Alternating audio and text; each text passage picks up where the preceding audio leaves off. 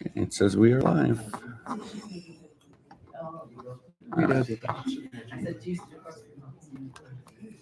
Okay. Good evening, everyone. Thank you for joining us. We are going to begin with the Open Publics Meeting Act notice. This meeting is being held in accordance with the Sunshine Law, annual notice having been published on or about July 1st, 2025 in 2 local newspapers, with a copy on file with the board secretary and a copy to be posted to the TCCS website. This meeting is being called to order at 7:04. 7:04. Do I have to motion to open? I can't even think right now. No. Okay, so the first thing to Minutes. do is approval of minutes. Can I get a motion to approve? Motion, all in favor? Second.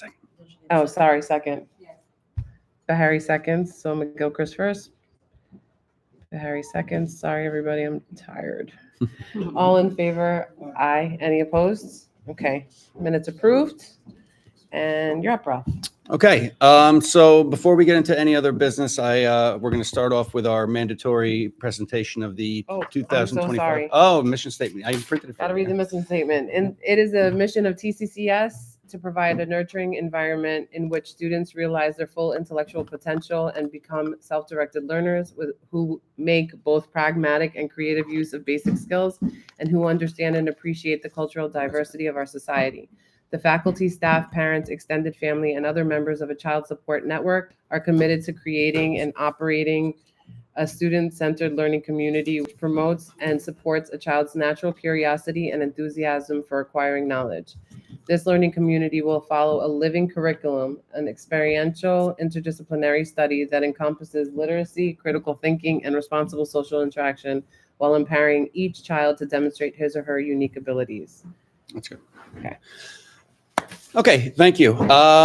So just getting back into that, we are going to start off today's meeting with the mandatory NJSLA 2025 results presentation. This is from the last, the tests that were taken last spring. We were provided, thanks to Linkit, with about a 78-page slideshow, which I have cut down to about 9 slides for everyone's benefit. The full breakdown, which has all kinds of data that you could imagine that we don't typically present at the meeting, will be available here at the school if anybody needs it. I can share it with the board through the minutes as well. But what we really want to focus on is, is this out of order? This is totally out of order. Is the comparative performance from year to year. I think I have the wrong one there, though. Let's just open this up. Spring. There we go. Perfect. All right. Make that bigger. Excellent. All right. So Linkit has provided us, again, like I said, with a very deep dive into the data. At the end of the day, what we really want to look at is how we're performing against ourselves. I don't currently have the TNEC results yet because they haven't been presented. But once we have those, I'll do a quick follow-up just to show how we did comparatively against the district. I do have our comparative numbers against the state, at least. Looking at this, there are 3 different tests that are being reported on. We've got the language arts, we've got the math, and we've got the science. The language arts that we really want to focus on is this last column here, where we look at those who scored 4 or 5 on the assessment, which means that they were at or above grade level. And what it shows here is how we did compared to the year before. So if you look at our 3rd grade score, we scored 30% more kids passed the test year over year, which is great. I think I mentioned briefly at one of our previous meetings that we did actually achieve last year's goal of an overall improvement of at least 10%, and you'll see that broken down through the various grade levels and whatnot. And again, it's a little easier to see when we get to the summary that I created at the end. But this is just an example of the slides that we get from Linkit, which again will be shared. The bar graphs are a little bit easier to follow. If you look at the breakdown of those who met and who exceeded, This is each of the grade levels that took ELA, and then the summary. Overall, obviously, we had a great number at each grade level, that more than half almost who at least met the standards for passing. And we've got a good number of those who also exceeded, particularly in our 7th grade group, our 4th grade group, where those were at or above 20% who exceeded, which is really good. Looking at math, the results were still positive. There were a couple areas of growth that we do have that were, we want to focus on, particularly with our 5th grade group and our 6th grade group. Those were the only ones where the achievement levels actually went down year over year. But looking at the actual breakdown, and again, this isn't comparative, you see that we've got a significant number of students who at least met the standards, and a good number who exceeded. And overall, more than half of our kids passed the math assessment, which is again, year over year, an improvement. The science, only 5th grade and 8th grade takes a science test. Both of those tests, we actually outperformed the previous year, where we improved by 14% in grade 5 and almost 4% at grade 8, which is, again, trending in the right direction, exactly what we want to see. And this is just the breakdown of each of those scores by the passing rates. You will see when we actually compare it to the state, the science scores overall were pretty abysmal in the state. So we did improve year over year, but it's something that obviously we still want to continue to get even better at. All right. So this is the sheet that I created, which is a little bit easier to follow because it's color coded. And this was shared with the staff when we started the school year at our August training. Looking at how we did in ELA, you see across the board, every single grade improved year over year, aside from ELA 4, which we're both at 80%, which is still really, really strong and really positive. So phenomenal performance in ELA in the spring. We improved overall by 16%. For math, you see that we went up in just about every grade and every assessment, except for 5th and 6th grade here, where we went down by 3% in grade 5, 13% in grade 6. And if you actually, if you look back at Mr. Adams' assessments from in-house, it is pretty in line with what we're seeing in-house too. So this isn't some sort of anomaly, but if you recall, we do have some action plans in place to address some of these deficits that we see at those particular grade levels. Yeah, exactly. Yeah, 3% for the most part really represents just one student. And in science, like I mentioned, we went up 14% in grade 5, up 4% in grade 8, and overall 9%. So looking at all the assessments that were taken, our goal last year was to improve by at least 10%. We actually improved by more than 12%, which is really a positive sort of trend. Particularly when one of last year's major goals was to look at this achievement and really make a point of making it a focus. So I'm very pleased to say that we definitely achieved that. What's also inspiring and positive to see is that these are the individual cohorts of kids, where this actually compares, like, those who took the 4th grade test. When they were in 3rd grade, 49% of them passed. When they were in 3rd grade, 49% passed. When they were in 4th grade, 80% passed. Same thing goes for if you go down the line. It's pretty consistent where, the only spot we dropped was those who went from 4th grade to 5th grade. They went down by 4%, which again is potentially one student. But really strong gains in grade 6, moving from 5th to 6th. Grade 7 from 6th to 7th, and then 8th grade, it's a little bit of an improvement as well. In math, we're somewhat steady for the most part, where again, it wasn't a drastic drop, but these are the same things that we talked about before, where in our 5th and 6th grade group, we are really kind of focusing on what those individual skills were, where students may have been slipped up and what kind of issues we had. But that is the focus. But overall, we do want to focus on the positive, which is pretty great when you really look at the comparison. I'm really looking forward to seeing how we stacked up against TNEC in the larger district. But in the meantime, we do have the state results that we compared against. So in ELA, we outperformed the state in every single grade level, which is very good. Overall, 21%, we outperformed the state as a whole. In math, we outperformed them overall by 6%, but it sort of varied by grade level, as you could see. And again, these are some very specific trends when you look at how we did in our 5th and 6th grade group. Our 8th grade group, which again is somewhat skewed because it's not all of our 8th graders, it's those who took the 8th grade assessment. Half of those kids took geometry or algebra. But in algebra, we actually improved, we outperformed the state, which includes high school students, by 19%. And in geometry, it was a bit lower, but at the same time, you also have to consider that's also against high school students. Science, like I mentioned, it was a very difficult assessment again, which is sort of historically the way that it goes. But we outperformed the state a little bit in grade 5 and in grade 8, but overall a little bit over 1%. So overall, we outperformed the entire state at a rate of 11%, which is also very positive. All right.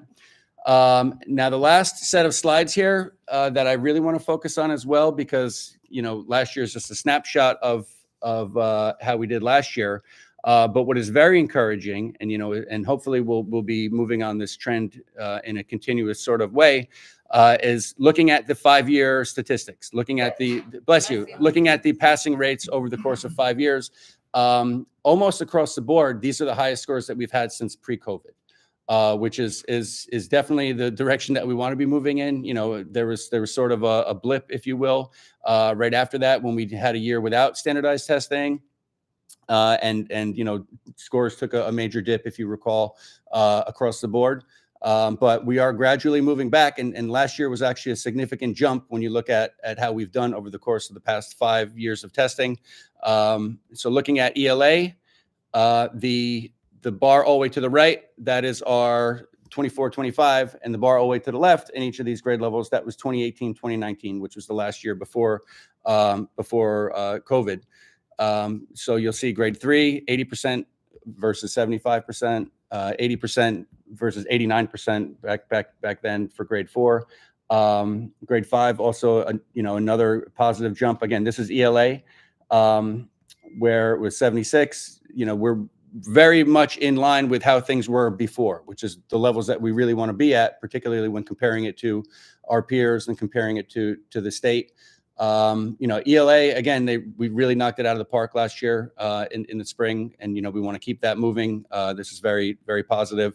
And overall, it was a 75% passing rate, and the last time we were anywhere near that was, again, pre-COVID, when we were at 78%.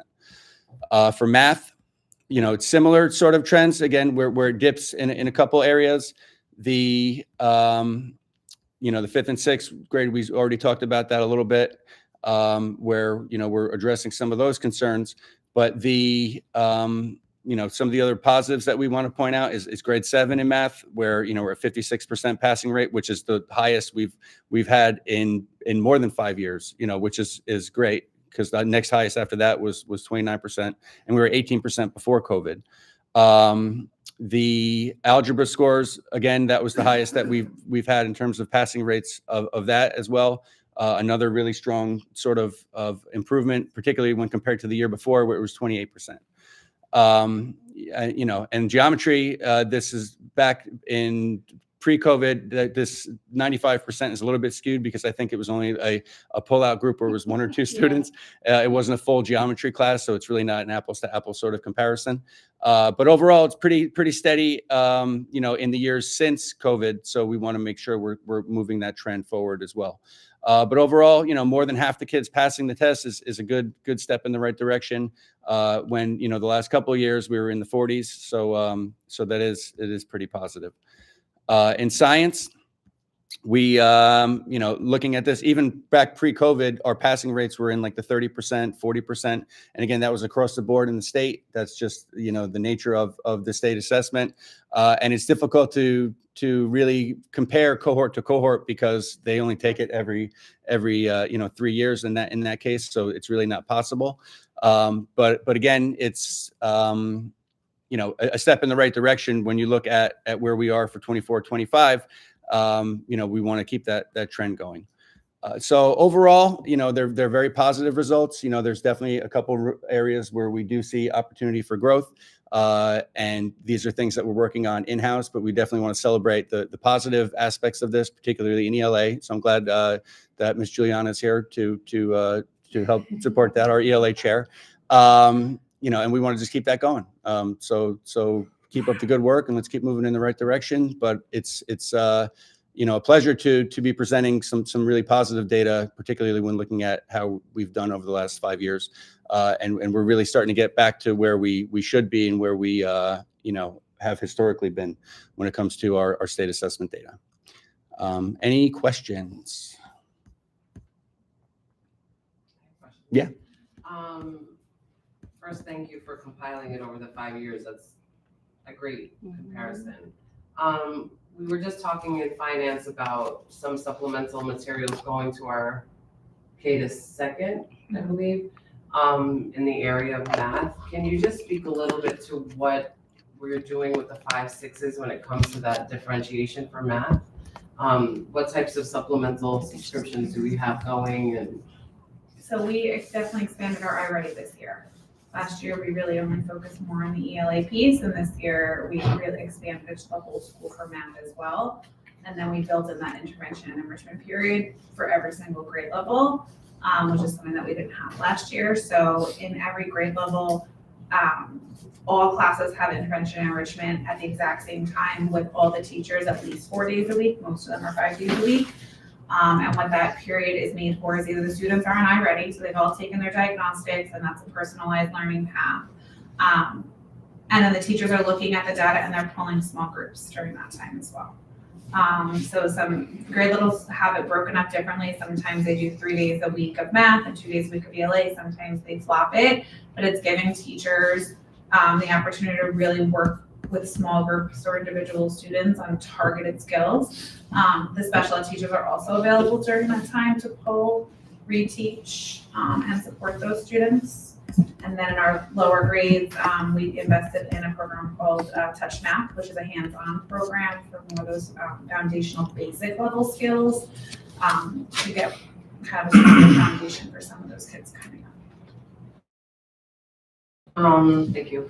The reason why, and I'm also concerned about that 8th grade piece. I know that we're moving in the right direction. Want to celebrate all the positives, but there is a pretty significant amount of students still performing below, especially as we're preparing them for high school. So I'm just curious. I mean, she just explained everything for the upper grades. But I'm wondering if there's any other impacts that we're seeing that are contributing to those scores. So it's a twofold question. The other part is impacting those 8th graders, and what things have we changed or modified? What are the variables that exist between 2018 and now when it comes to the science department?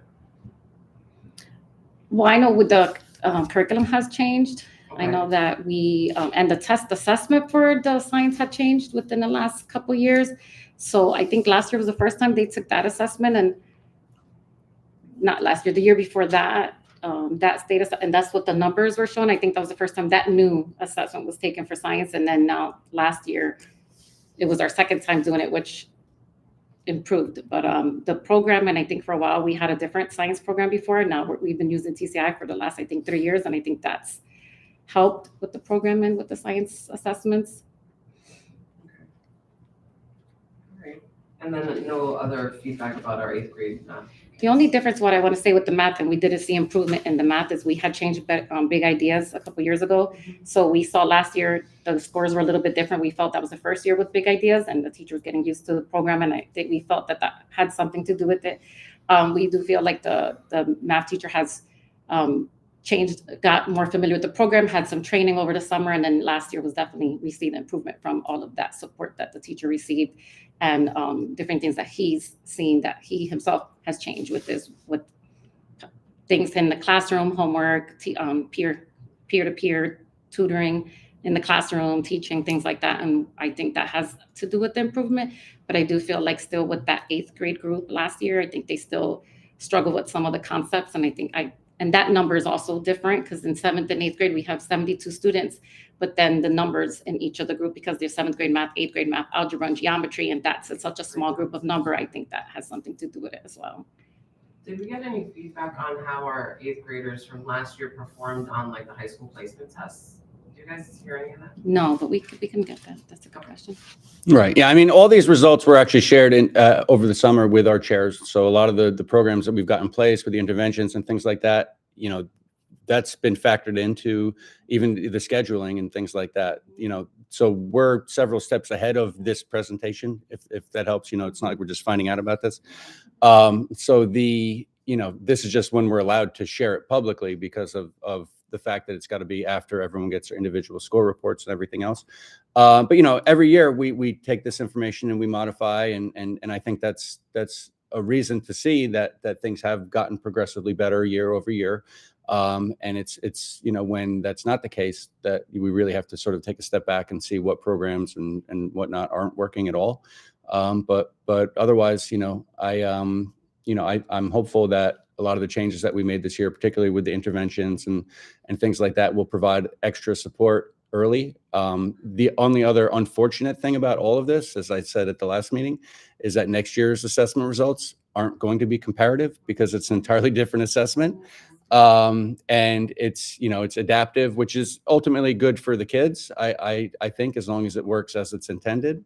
But at the same time, it's from a data standpoint and from us, you know, having a year-to-year sort of comparison, it really is back to square one.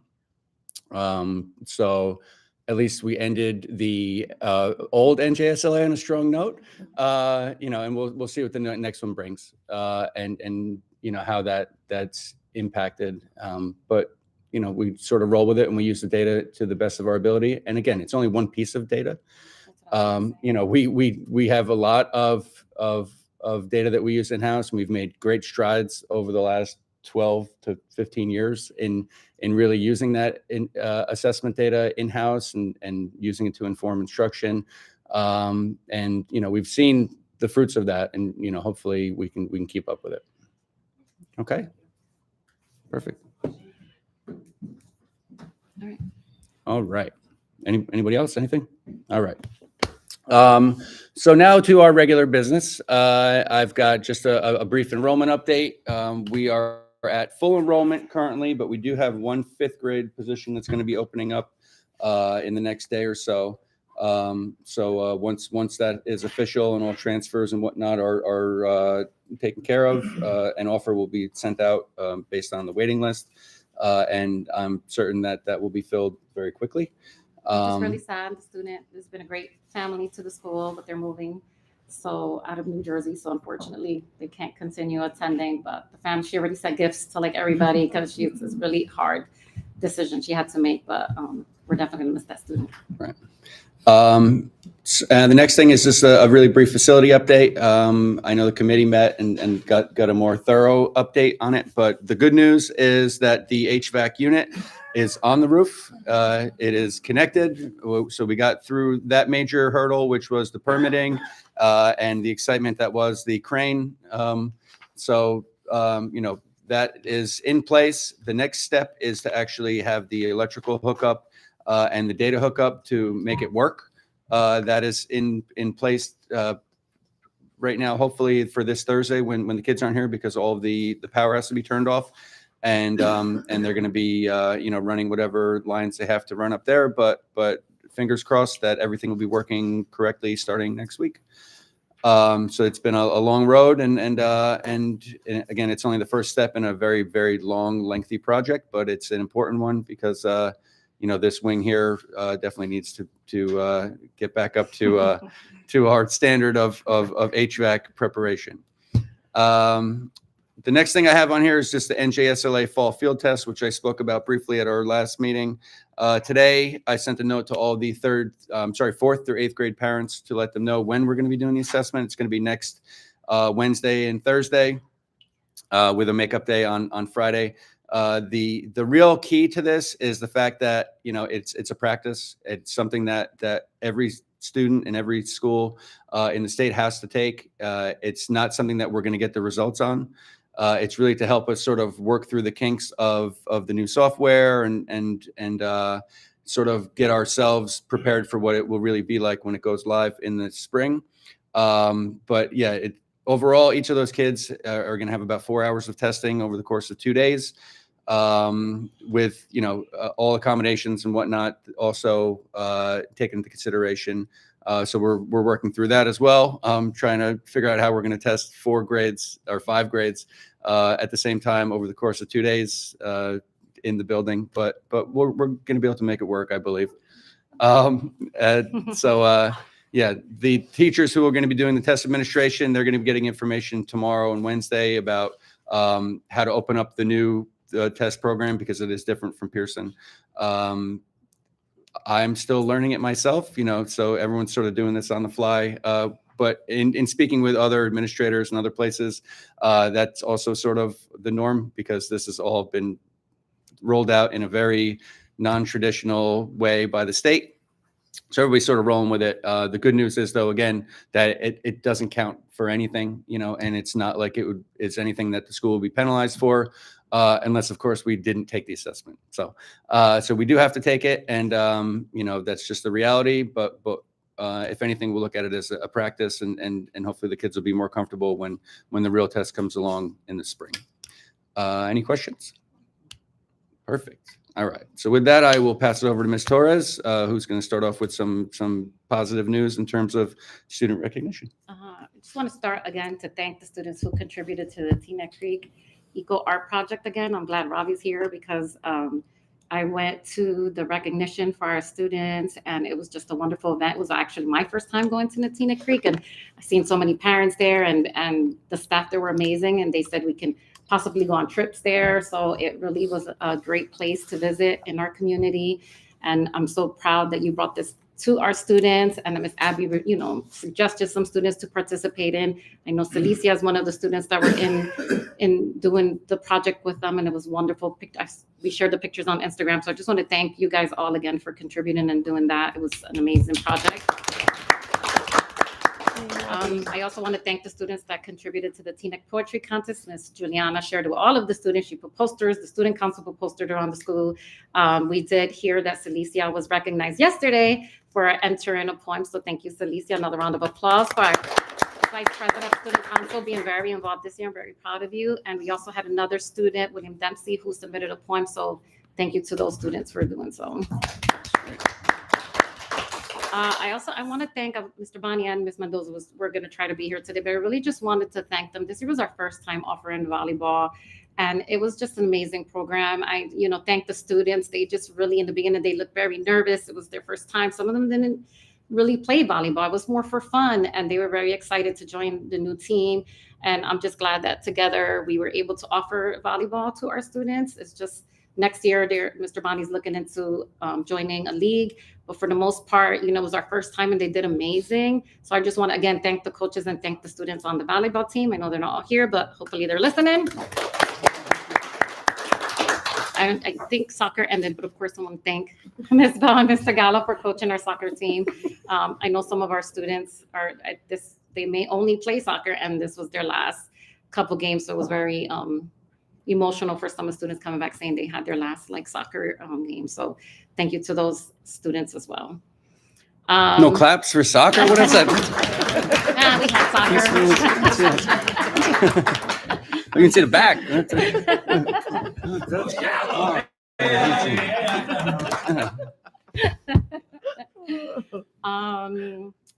Next is parent-teacher conferences. We have parent-teacher conferences this Wednesday, so hopefully everybody had an opportunity to sign up.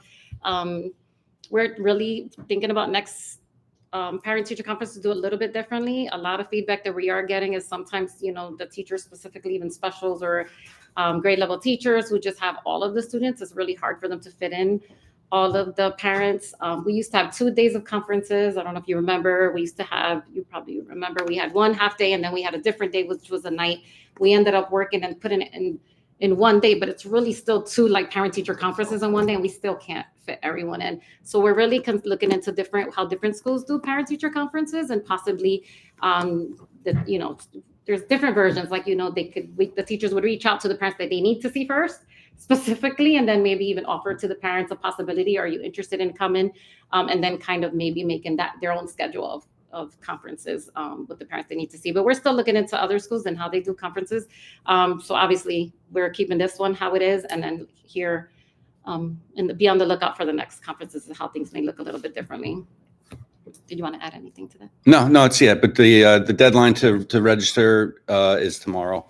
So just make sure you get those reservations in if there's any really available, which aren't. And if there's not, reach out to the teachers. The teachers, have been making time to meet with parents. It doesn't have to only be on Parent-Teacher Conferences Day.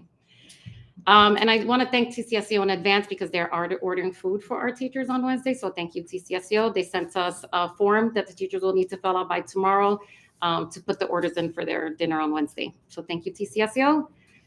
Next, the events. I want to just start again by thanking TCSEO. They had the Bujama party last Friday. And it was a very big success. I saw the pictures, the kids having a dance contest. It looked like they had a great time. Then we had the trunk or treats and the 8th grade haunted hallway, which was the best one yet.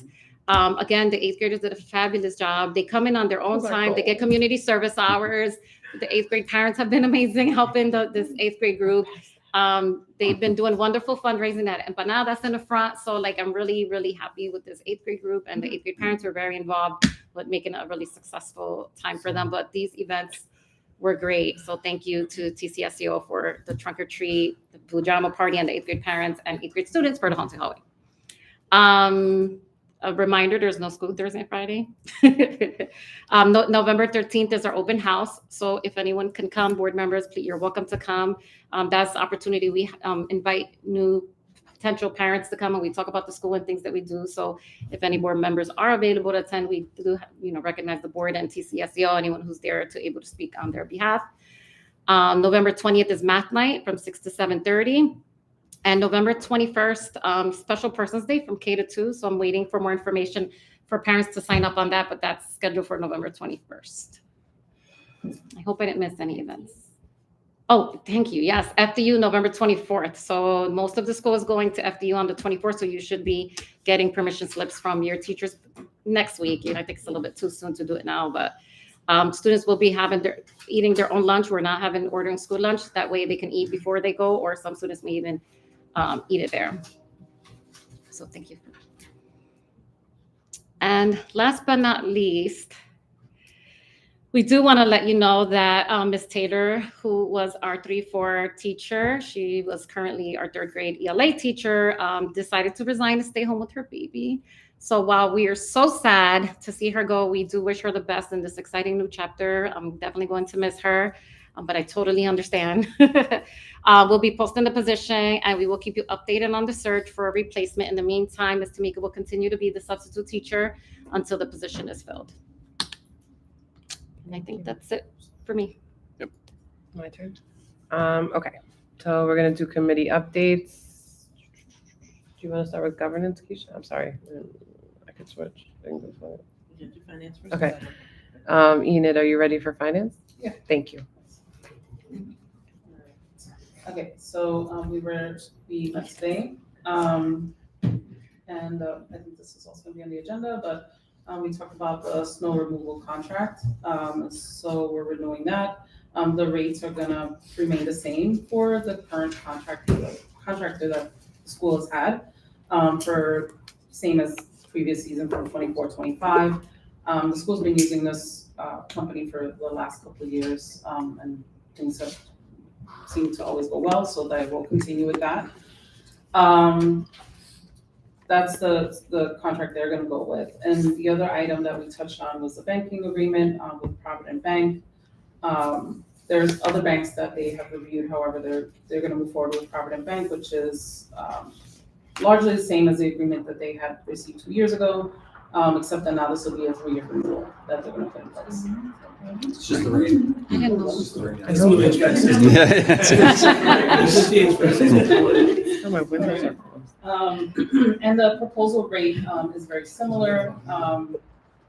It's the federal funds rate minus 40 basis points, which is 3.85, so it'll be 3.45% for TCCS. In addition to that, we did talk about the supplemental program that Sumar touched on earlier. So we did get some clarification on that. And of course, we did just briefly touch on the HVAC project updates, which I'm very excited here is close to being done for this first part. And so, other than that, I think that's it. Thank you. Want to do facilities? Perfect segue. I mean, she kind of did, but. Yeah, I mean, we can talk about. All right, so as Mr. Gallo kind of summed everything up, Thursday will hopefully be the last day that phase one will be completed. Both companies will be here, Cap Electric and Train, and they'll do the cables and they'll fix out and they'll close out the first phase of it. We got the permits for the sub panel and we got the permits for the HVAC unit, totaling about $2,600 more or less. So all that's in place, and we'll wait till the summertime for phase two. Thank you. Finally, right? And governance. So we had a meeting. I left Anthony off of, he was in attendance, and I left him off of the notes, but we talked about the costs related to trips and which trips should be allocated to the parents, that they can make a financial contribution. Part of the board's concern was we want to ensure that we stay true to the TCCS mission, where we talk about experiential learning and the guidelines that say that trips are to be funded by the school. So in order to support the mission, we think it's appropriate that the trips are related to extracurricular activities and overnight trips can require parent financial contributions. And per our board guidelines, fundraising may also be used to fund any trips that teachers wish to take students on that are related to the curriculum. So for example, the 8th grade fundraising that we just talked about earlier. For general trips related to the curriculum, which support the TCCS mission of experiential learning, those trips will not require parents' contributions. We also talked about substitute teachers. The question was whether parents should be serving as substitute teachers, and the concern is that parents, substitutes may be exposed to confidential information about students or school operations and may share that information outside of the classroom. So Mr. Gallo is going to speak with the board attorney to talk about crafting some type of potential confidentiality agreement for all the substitutes to sign that will hopefully prevent disclosures and protect privacy in the classroom. We also talked about student safety and ensuring that we are adhering to our safety policy and what we can do to improve safety, specifically around pickup and drop off. Joe will reach out to the Teaneck police to investigate obtaining another crossing guard and perhaps making the street one way for arrival and dismissal. And the last thing we talked about were the TCSCO WhatsApp chats. There have been many discussions around the appropriateness of the discussions occurring in these chats. There needs to be monitoring of each chat and guidelines put in place for participating in the chats. TCCS will not promote the chats going further in the BPN notices. Mr. Gallo will speak with TCSCO about that, and parents should expect that they would receive separate blast, one that will be from TCSCO and one in the TCCS BPN notices. I think that is that correct? Yep. Okay, and that was it. There is one thing I wanted to add that I was approached by from some community members and some school staff, just within the drop off. And this is an area that the board is definitely focusing on this year with drop off and pickup procedures. If you do drop your child off and you happen to get out of the car, hopefully it's not in the drop off line, but if you park somewhere and get out, and it's a drop and go policy, right? So whether it's kindergarten for a second, you drop your kid, you go back to the car, peeking through the windows and things like that may be a little detrimental to the arrival and dismissal procedures. So I'll just touch on that too. Something else that Sonia and I were actually discussing is because we don't have shades or anything like that in the front or on the gym doors there too. We're looking at some form of privacy screening or something like that we could actually get. So we're looking into that, and we're going to talk to Mark about it too, to see if we can come up with some sort of solution, just in general, as a good practice, to maintain that privacy inside, particularly with the glass doors. Even in the gym door, Yeah. that one gym door, like if Mhm. people are working out, games, things like that, people are poking it, it's just really, you want privacy, you don't, yeah. Okay. I also wanted to let the board know that through communications, we did set up sign-up geniuses for these events so that there is a board presence. So the November 13th open house, the 20th math night, the 21st, I don't think we did, and the 24th, I didn't do either. So it would just be 2 for this upcoming month. Okay. You should just peek in your board email and see if there's a sign-up genius if you can attend. And I think that's it. Did curriculum meet? We didn't. No, meet. not yet. In our last curriculum meeting, we were talking about possibly replacing one of the curriculum meetings for a curriculum night. So Juliana created a flyer. What she wants to do is like a curriculum info night specifically for like ELA. It's going to be December 1st at 6 p.m. So we'll send the flyer out. We just wanted to announce it here, and then I still think we should schedule like a curriculum meeting, and once we have next set of data that we can like kind of touch up on. It Okay. will just be me and Dana during the LDTC at our school, and we're just gonna go over the deep dive of the curriculum used, any questions people have. Parents can actually look at what books and workbooks that kids are using, and then just really talk about our new like assessment protocols and expectations, because there's a lot of new stuff as per the New Jersey mandate, and we've gotten the feedback that people have a lot of questions, and this is aside from, because I know that teachers are doing a really good job at back to school night, giving tons of information and like about like the trajectory of like what the lessons are looking like and what kids are covering. So there is transparency there. I think this is just more of an intimate for parents that have outside questions maybe about why we choose the particular curriculums or things that go beyond the classroom. Because again, we want to encourage any parents that have questions about curriculum as far as like instruction and things like that, they should go to the teachers. And I know that teachers have been given, they should all share what they pass out. So back to school night, they're giving comprehensive information on units covered and plans, but this is more like pedagogy, thought, like what are we talking about? Why are we choosing these programs? And how are they blending together across K-8 and things like that? So I encourage everyone to come, and also it will be the same night as our next board meeting. So it'll just be an hour before our start time here at 7.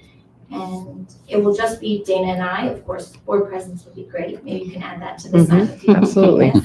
And everyone will just email me if they're coming. Okay. So you know who to expect. And just so the community is aware, that was really a result of the curriculum committee, which is made up of board members and chairs, and receiving that feedback from the community, wanting more hands-on understanding of how to navigate the curriculum and also why the curriculum was chosen. So thank you so much for scheduling that.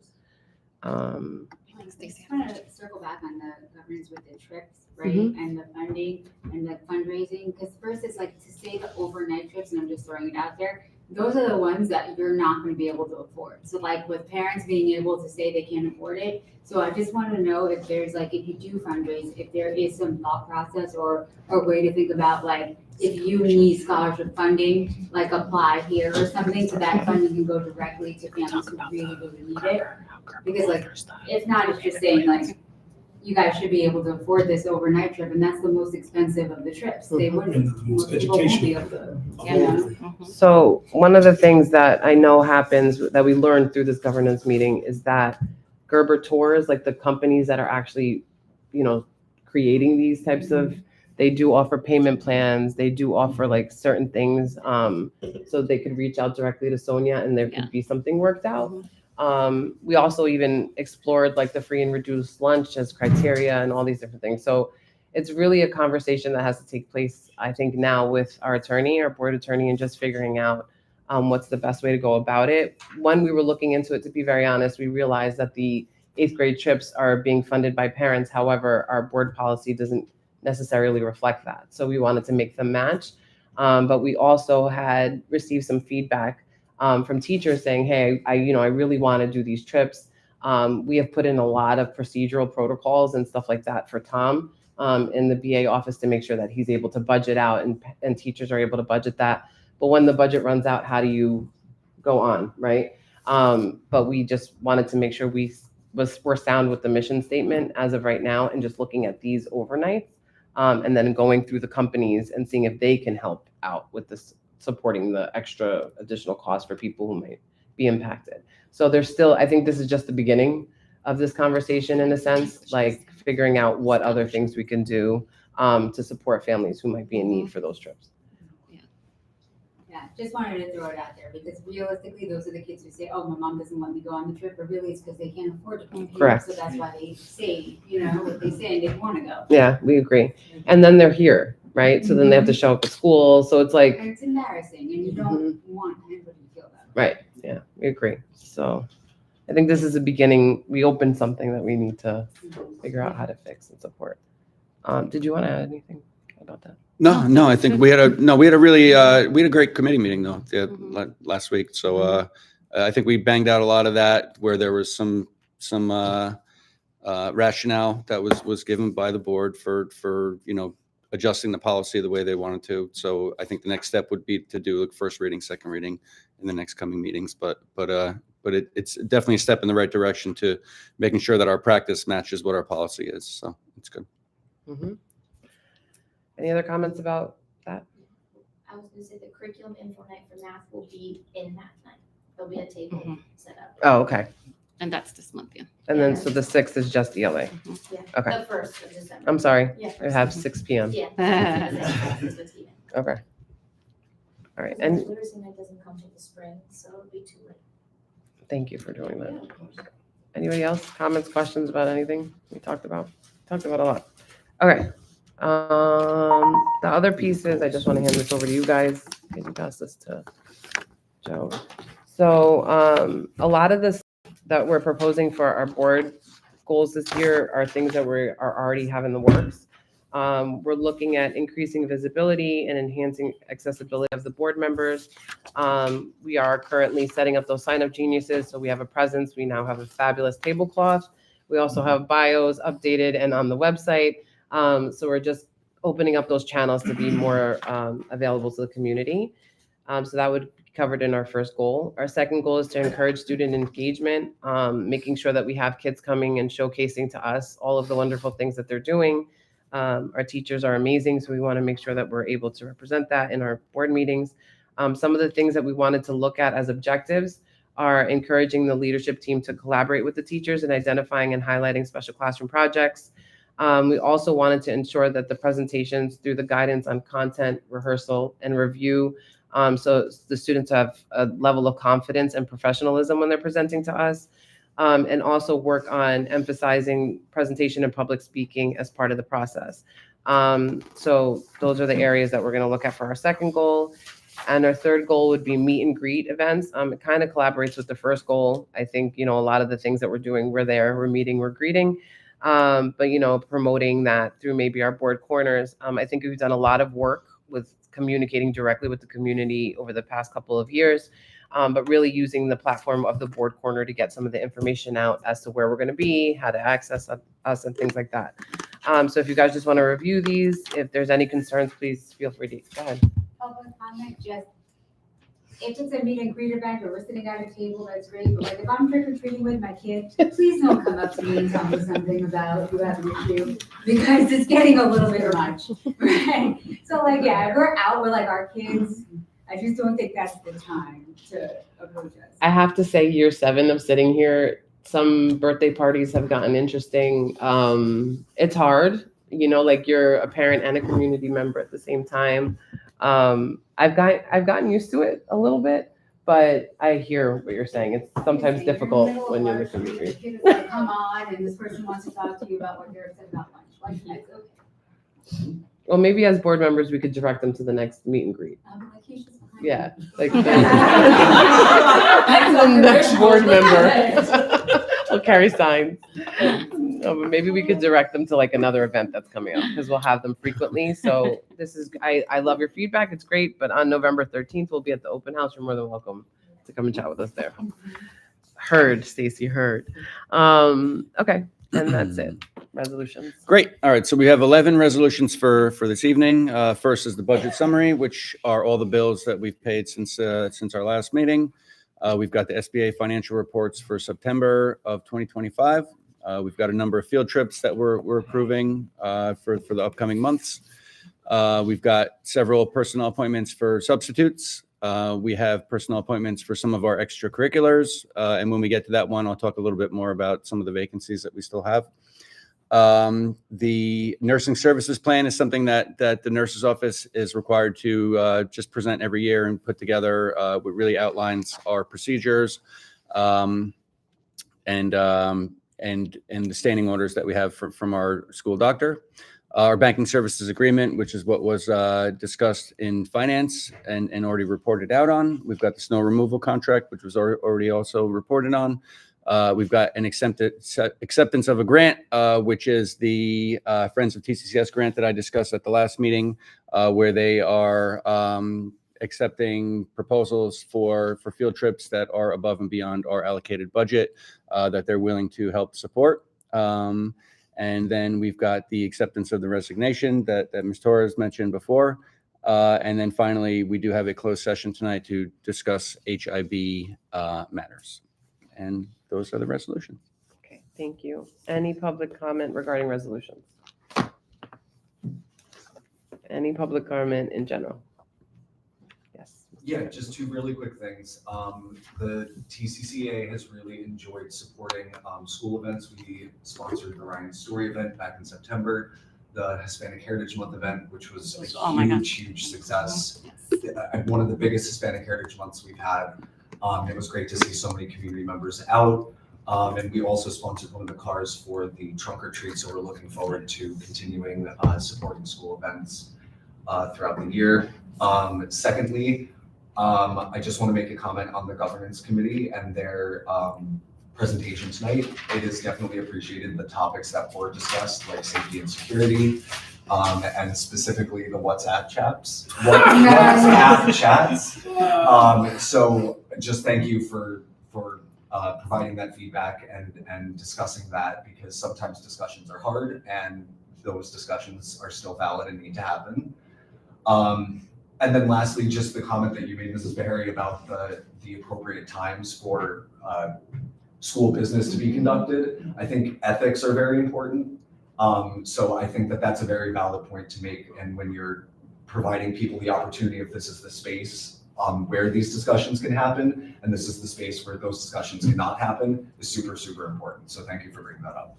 Thank you, and thank you, TCAA. TCCA. TCCEA, the union. Thank you to the union. Thank you very much for all that you guys do. I know you love acronyms. I know. I know. I was trying to get that one. Education in general. I just have a quick question. Are any chance Cheers coming back? I said I was going to talk about that when we get to the. Oh, okay. All right. Sorry. Okay. General comment. Anybody else? General comments? No. Anybody else here on the board? Okay. All right. Ready, guys?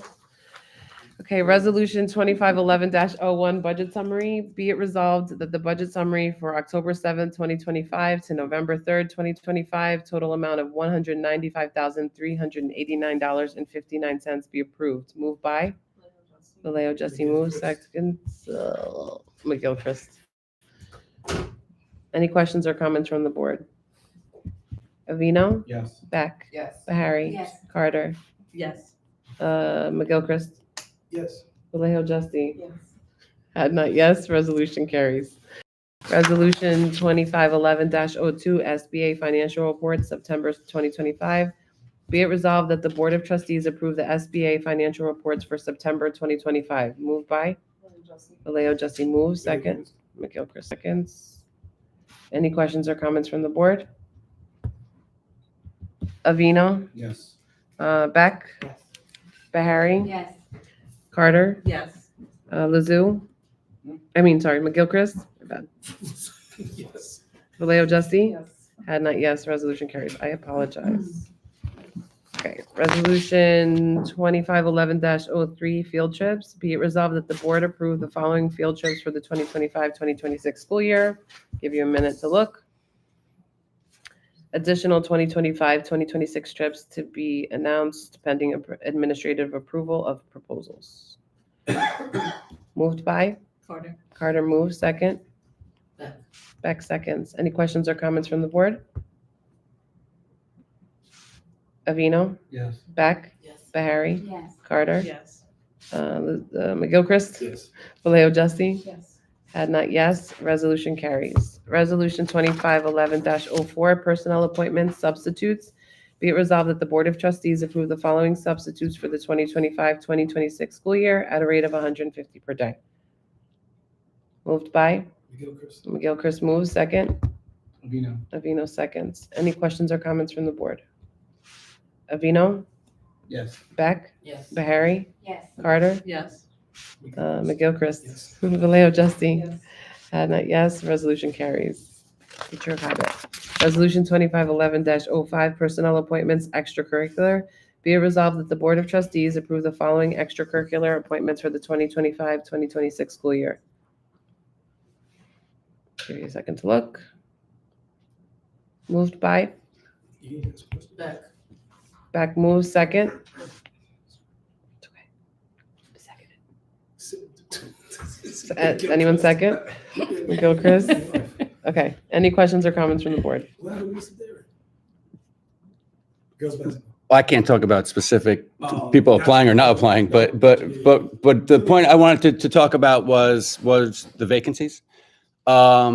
We have two notable vacancies, as you could see from the list. Last week, Ms. Torres and I actually extended the deadline for the winter and spring athletics, as well as the musical, to make sure that anyone who was interested could post those. Right now, we are still looking for cheer coaches, and we are still looking for softball coaches. Right now, due to lack of in-house interest or enough in-house interest in either of those positions, tomorrow I'm going to talk to Mr. T, and we're going to draft some sort of letter that we're going to send out to the community to ask if there's any parents who are interested. We want those programs to go ahead. But again, it's all contingent on having people to do those jobs. So yeah, I'm not saying that there is no program, to answer your question from before, but it will depend on whether or not there's significant interest in anybody willing to do it. Right now, we actually have one applicant for assistant cheer coach in-house, but again, you can't just have an assistant without a head coach. So we are going to put that notice out of what we're looking for. And hopefully, again, some of this is sort of tight when it comes to the time constraints. Cheer obviously does take a little bit of time to get up and running. So I'll talk to Mr. T about what's a reasonable sort of window to open it up to the community. But, softball, we've got a little bit of extra time because that's in the spring.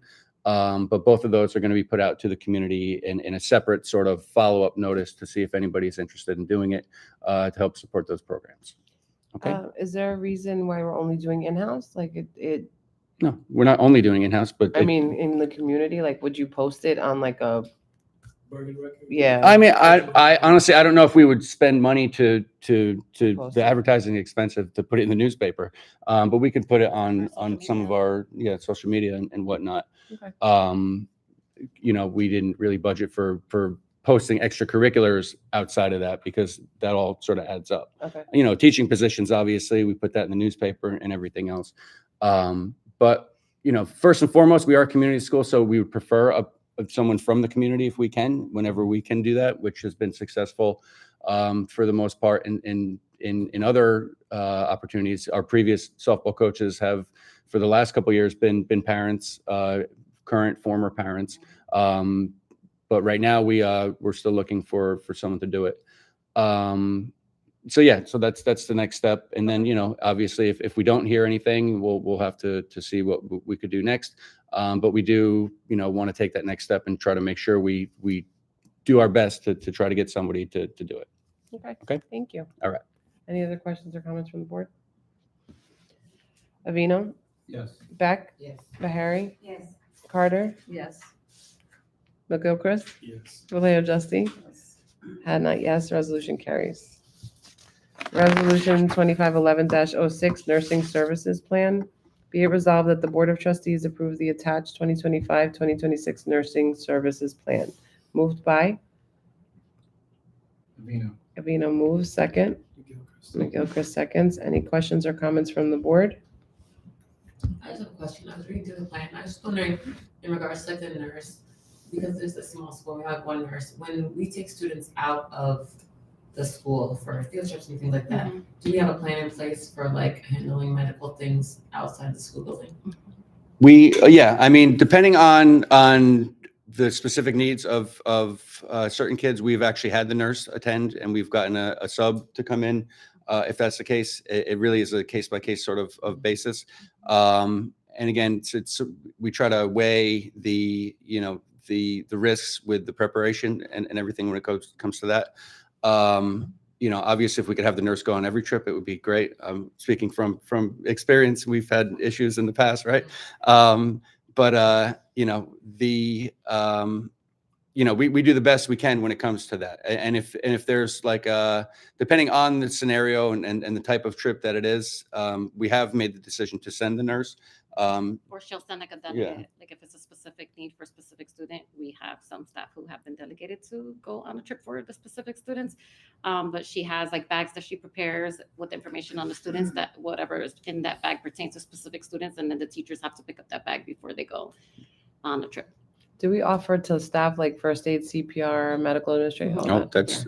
we don't just offer it. No, everyone's got it. It's Everyone has required, it? yeah. Oh. Okay. Well, that's good.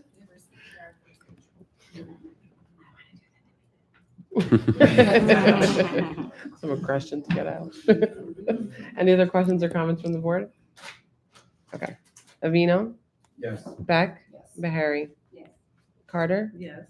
McGilchrist, Yes. Vallejo Justy, had not yes, resolution carries. Resolution 2511-07, Banking Services Agreement. Be it resolved that the board approve the attached agreement with Provident Bank. Moved by McGilchrist moves, second. Vallejo Justy seconds. Any questions or comments from the board? Avino, Yes. Beck, Yes. Bahari, Yes. Carter, Yes. McGilchrist, Yes. Vallejo Justy, had not yes, resolution carries. Resolution 2511-08, snow removal contracts. Be it resolved that the board approve the attached contract with New Bridge Snow Services to provide snow removal services. Moved by McGilchrist moves, second. Vallejo Justy seconds. Any questions or comments from the board? Avino, Yes. Beck, Yes. Bahari, Yes. Carter, Yes. McGilchrist, Vallejo Justy, Yes. had not yes, resolution carries. Resolution 2511-09, acceptance of grant. Be it resolved that the board approve the following grant. The Friends of TCCS Mary Zach's Experiential Learning Grant. The recipient is Mr. T in the amount of $1,411.52. Moved by McGilchrist moves, second. Vino. Avino seconds. Any questions or comments from the board? I will just say that we are going to talk to Friends and see about potentially expanding and extending the deadline that they had set. They don't meet all that frequently, so there may be applications that they haven't seen yet.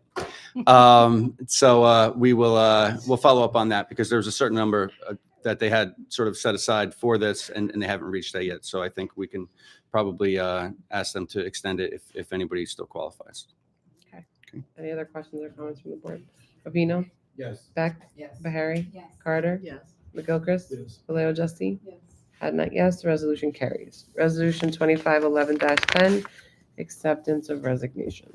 Be it resolved that the Board of Trustees accept the resignation of Taylor Merberg effective December 9, 2025. Moved by McGilchrist moves, second. Second, Beck seconds. Any questions or comments from the board? I want to say something real quick too, to echo what Ms. Torres said before. Taylor will obviously be missed. She was with us for quite some time, really beloved in the community. We certainly wish her the best. We both had the opportunity to speak with her. It was a very difficult decision for her because she does love it here too. She's leaving on the very best of terms. You know, but she wanted to put her family first, and you know, she's a mother now and really is feeling it. So, so we wish her the best, and you know, we're not mad at her, you know, obviously. Oh. Yeah. And she knows it. And she knows that. I mean that in the kindest sense of the word. Yeah. We're not mad at her. She knows it. Listen, in 20 years from now, she's not going to regret that she took this time. Right. So enjoy it. Any other questions or comments from the board? Avino? No. Oh, okay. Beck? Yes. Bahari? Yes. Carter? If I say no, will it still pass? Probably. That baby needs her. No. She said no too. Wait, this has never happened. McGilchrist? Vallejo Jesse? Had not, sadly, yes. Resolution carries. Let me just double count, yes. Okay. Meant to make sure that We she will knows miss she you, has to. yes.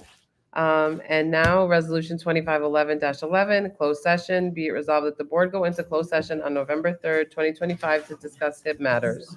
Moved by? Vivino moves. Second? No, you have to move it so we can get into it. Beck seconds. Who's the second, Beck? Beck. We're going into closed session We gotta vote. at, So vote. oh, sorry. Hold on. We gotta vote.